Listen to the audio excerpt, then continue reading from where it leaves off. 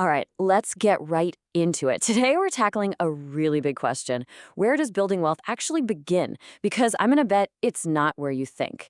We're going to explore how this whole journey can kick off, not with some huge salary, but with a single, really powerful idea. So, let's just stop and think about this for a second. When does that journey to building wealth really start? Is it the day you land your first real job?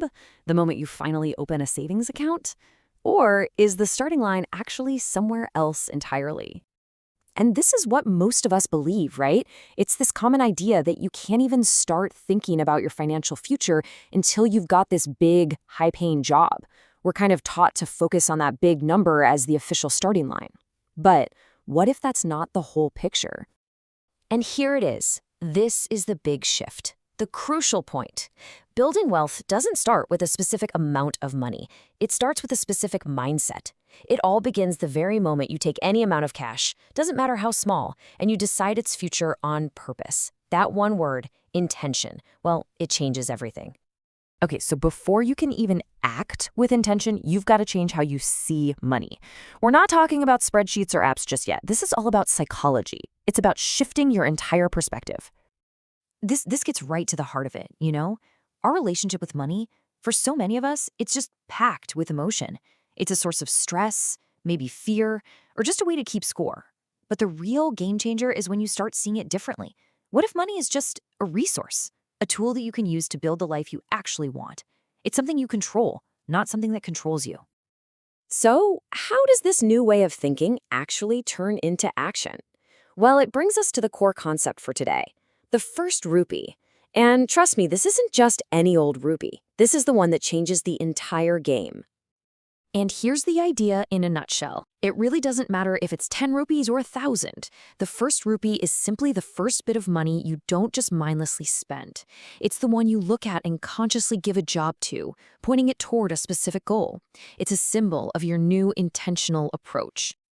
So how do you handle it? It's really just a simple 3-step process. First, you've got to generate it, and we'll talk about how in just a second. Second, and this is the most important part, you give that money a job. Is its purpose to be saved, invested, or maybe its job is to buy a book that teaches you a new skill? And third, you track it. You know its story from start to finish. Now, you might be thinking, okay, that's great, but how do I even earn that first intentional rupee if I don't have a job? And this is where we need to challenge another one of those old ideas.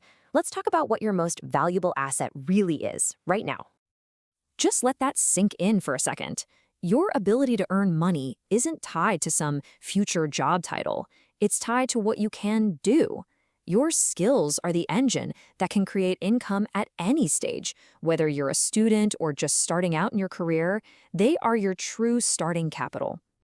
And your skills don't have to be some huge, complex thing. Seriously, can you write clearly? Are you pretty good at making posts for social media? Can you help someone out with a subject you're really good at? These are all valuable, totally monetizable skills that you probably already have. That's how you generate that first rupee. Okay, so I get it. This might all feel like a lot of pressure, as if you've got to get everything perfect from day one. But that's not the point at all. The goal isn't immediate, intense perfection. The real key here is just consistency. And this is such a key takeaway. Trying to force your money to grow because you're stressed or panicking, it's like trying to make a plant grow by shouting at it. It just doesn't work. Wealth responds to a calm, consistent, and intentional direction. It responds to a simple plan that you just follow over and over again. And that brings us right to the end. Look, this isn't just a bunch of information. It's an invitation. Whether it's the next 10 rupees you earn or the next 100, you now have the power to make it your first truly intentional one. So the only question left is, what story are you going to tell with it?